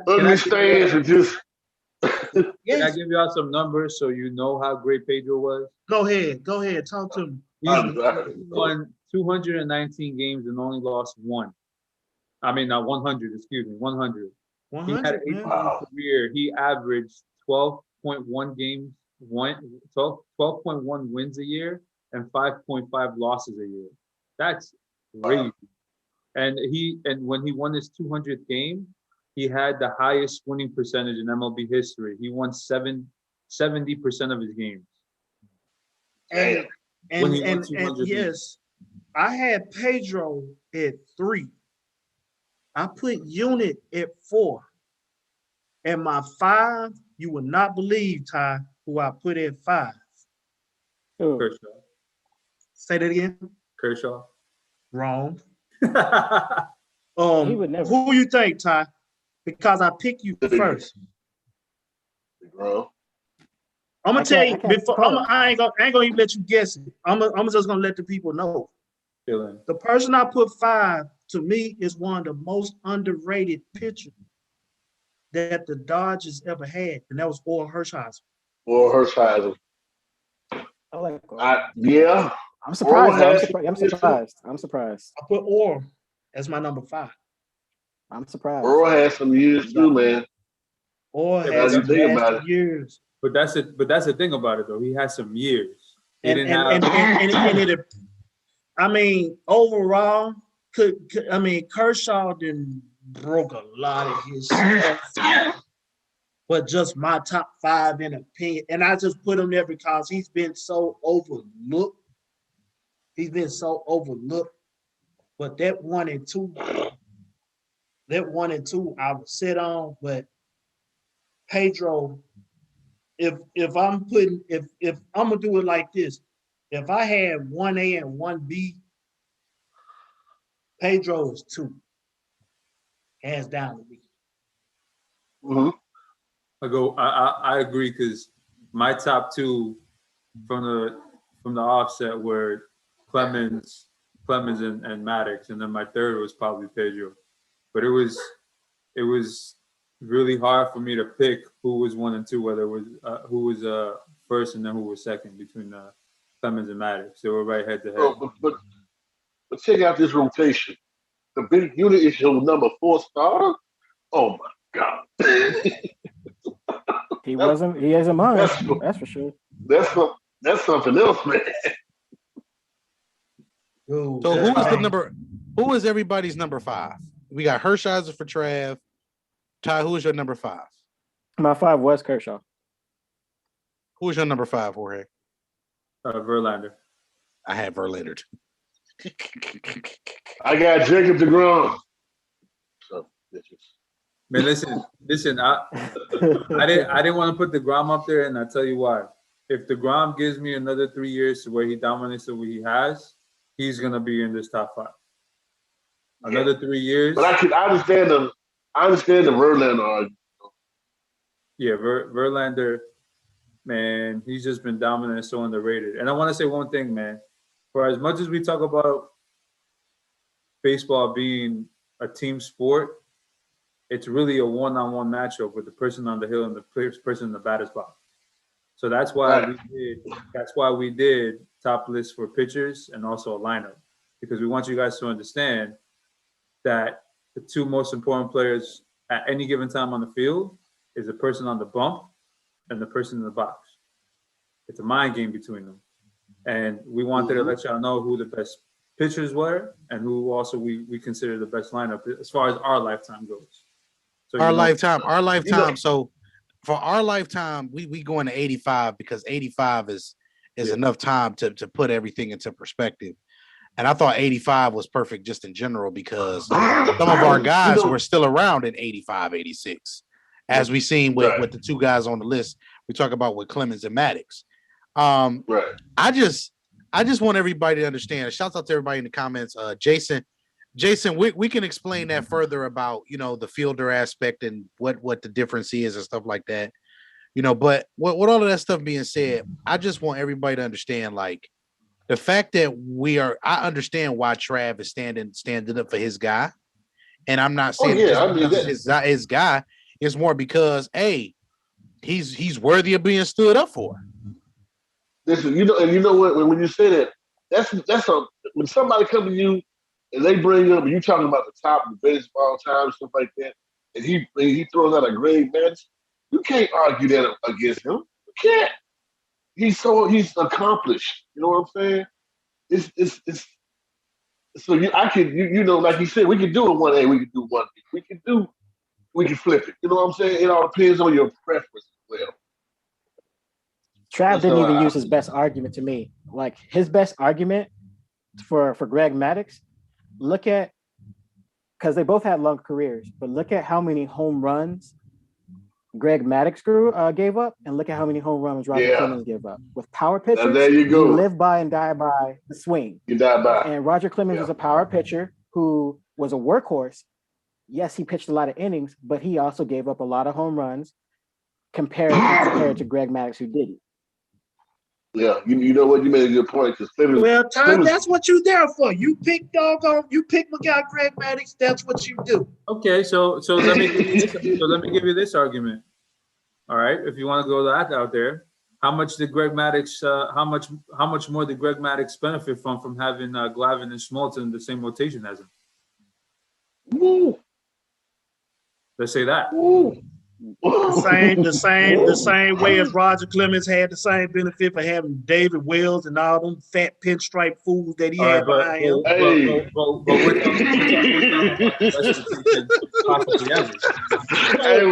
we're not getting twisted because the Yankees did have a good pitching staff. Okay, again. Yeah. But we talk about the best pitching staff in the 90s, opposed to some good players around you. And then again, who did y'all have behind Roger Clemens? You had was David Cole with him? Yeah, Andy Petty, David Cole, David Wells. So let's have fun with this. Did y'all Would you rather have Smoltz? Did y'all have a dude with the nub on? Would you rather have Smoltz and Glavine, or would you rather have the field for the Yankees? Smoltz and Glavine. Trav, you're on mute. What? No. We're not going to do that. What we're not going to do is try to be like, well, you're going to have this staff. Y'all want to start the argument. Because those are good staff. Was that a good staff? Was that a good staff? Was that a good staff? So I asked you, we just said that the Brave staff was the best staff in the 90s. We talking about Roger Clemens being the lead man on every staff he won a Cy Young on. Boom. 3 different. We got years that Maddox wasn't even the best pitcher for the Braves. In the 90s, which were from 92 to 95, when the Braves made their run. Right. Correct. Yes. Who won Cy Young Award from 92 to 95? He won them. Yes, he did. Okay, so no. Now, who's the best pitcher of that style from 92 to 95? How about the rest of the year?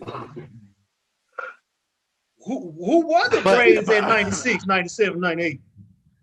But this is a thing. This is the thing. What you're doing is You're trying to say you're honing in on these 4 years. You're trying We're to say talking Roger about Clemens being been the best, number one the head dude. dog, which I understand.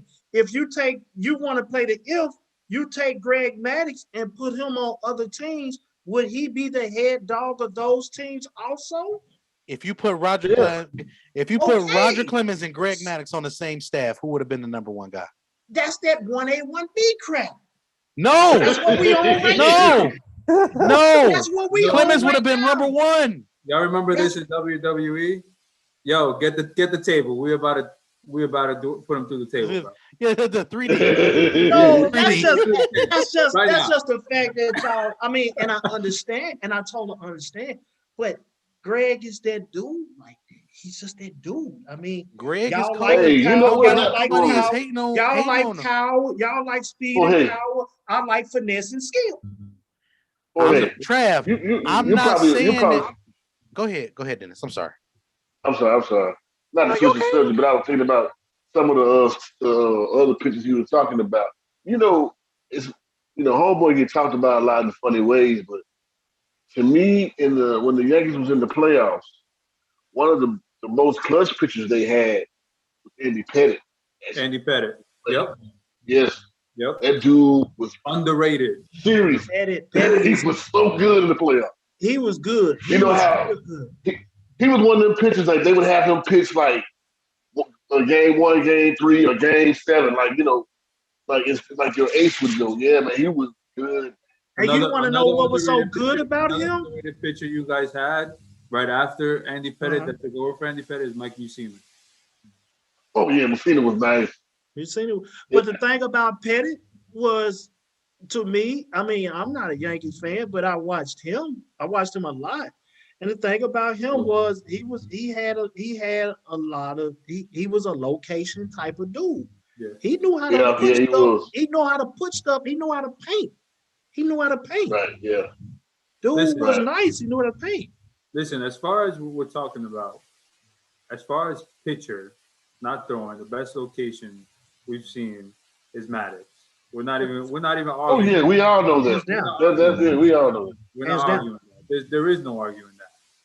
But like I keep telling you, you can't go against what Clemens has done and what he's done and then say that Maddux has done this and he's much better than we can't. And that's what I'm not You know going what to it do. is? And that's what I'm You know not what it doing. is? Back in the day when they used to do the national title game, you know how they used to decide by style points? Uh-huh. Clemens gets the style points. Let me get the style points. And that's what it's going at. And me, it's not about the style. It's not about the style. It's just, I get what you're saying. yes, I get that's what what I'm saying. That overpowers, that grit, Yeah. that grunt, that's Roger Clemens. A lot of people like that. Hey, it's a lot of people love Mike Tyson. But it's a lot of people that love Evander Holyfield. It's a lot of people that love Lennox Lewis. Yeah. Lennox was a different fighter than Mike Tyson. A lot of people love the knockout. Again, that's just like Manny Pacquiao and Floyd Mayweather. Floyd Mayweather, style, finesse, location. I can pop you to death. My job is to hit without getting hit. That's great. And I'm strong enough to keep you honest, keep you off it. Exactly. That's what I like. So what we're gonna do is let's we're not gonna act like in '99 and 2000, Clemens didn't get blown up by a couple teams in the ALCS. Let's not forget about the Sox blowing them up. Oh yeah, which one? Piazza had his number. Piazza had his number. Ty. Piazza used to always get. Hey Ty. I had to sneak it in.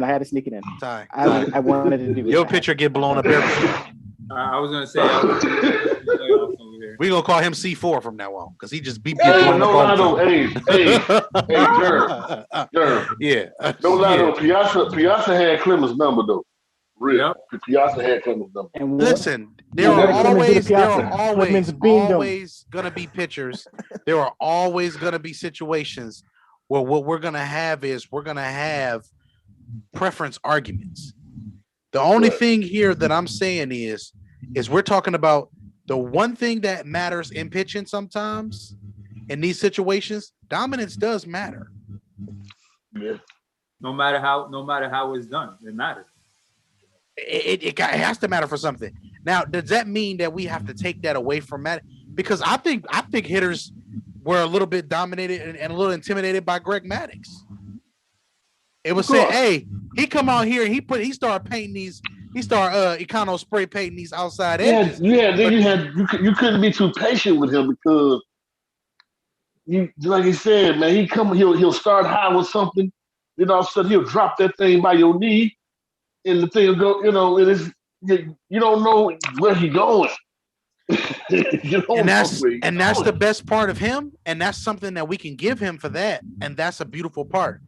But when we know that you're coming to the plate and what you're coming to do, and you still are doing it at the rate that Clemens was doing it, same thing with Barry Bonds. You just can't argue with that type of energy.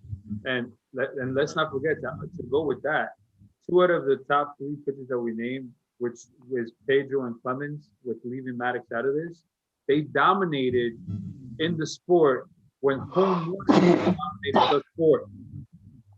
Right. That's a lot to say about their pitching style and what they were able to do the years that they were pitching in the years that they dominated. Matter of fact, Pedro changed his style later on in his career. Correct. Yeah.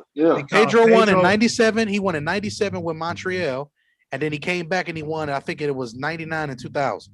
Was that, I mean, when he was with Clemens at one time, I think Pedro got hurt and he started end up dropping their arm for a slider for such.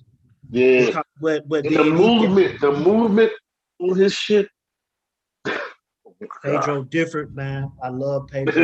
Oh, and another number about Pedro to let you know how dominant he is. He's the only pitcher to get over 3,000 Ks with fewer than 3,000 innings pitched. He averaged 10 strikeouts in 9 innings. Wow. Yeah. That's how dominant. That's crazy. That's crazy. That's crazy. So, hey, has Verlander crossed 3,000 Ks yet? Nah, and I don't even think he's gonna get there. I think he's the closest to it, but I think it's like at 2,600 and something. No, Verlander passed 3,000. Did he? Oh, he did? Yeah, he's at 3,013. Oh yeah, didn't he pass it like no? Hey, guys, question. What do y'all think about? It was a little period like in this decade where Mad Max was like mowing people down like crazy. Dude with the colored eyes. He kind of intimidates you too. He's that dude. Any dude who has 2 different colored eyes, that's intimidation right there. Yeah. Then you saw he had the black eye and he was pitching and he was like mowing them. Man, he's good, man, but I don't know. He was dominant in his own right, but again, we're talking about years instead of like stretches. You know what I mean? Oh yeah. I was just talking about like I said, he had I'm just like when we talking about certain pitchers when we going over a span, he had like also like 2-3 year span. He was like the number 1 pitcher coming off draft boards and stuff. He was just he had like a 16K per 9 one year. Yeah. So as we get ready to wrap up, we're going to actually do a part 2 to this, and we're going to have more people on, and we're actually going to solidify a top 5 list. We couldn't even get past really the first 2 today because Trav over here, Trav was about to hit me with a chair and everything. WWE. But as you see, like the consensus of a lot of things is we do have, pretty much a top 4 established. The 5 guy is who we all getting ready to put out, which is Tyrell's guy.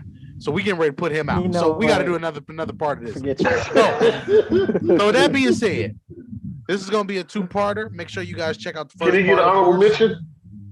Can he get honorable mention? We don't do honorable mentions here at the scene. Here at the scene, we do not do honorable mentions. We said top 5. With those things being said, this will be a 2-parter. So make sure you guys tune in. Make sure you guys tune in, of course, like I said. And make sure you guys continue to subscribe, share, tell a friend about everything like that. Again, we got the scene This is THE.SCEN on Instagram, all lowercase. The Scene. We have the_scene on Twitch. Again, on Twitter, it is scene_the. Then on Facebook, all capital letters, SCEN. And on YouTube, of course, all of the people there are watching from YouTube. Just in case you're not, we have THE, capital THESCEN, all capital letters on YouTube. Make sure you guys are, like I said, like, share, subscribe, tell a friend, tell your mom, tell you everybody has fun. We got the scene for you. We got the scene for you too. We out here. So with that being said, we will be back again. Opening day is tomorrow. We will be back. The Dish will be incorporating a new show at a new time. So make sure your notifications are on. But with that being said, this has been another great episode of The Dish. Make sure you guys like, share, subscribe again, like I said. But take it easy. We out.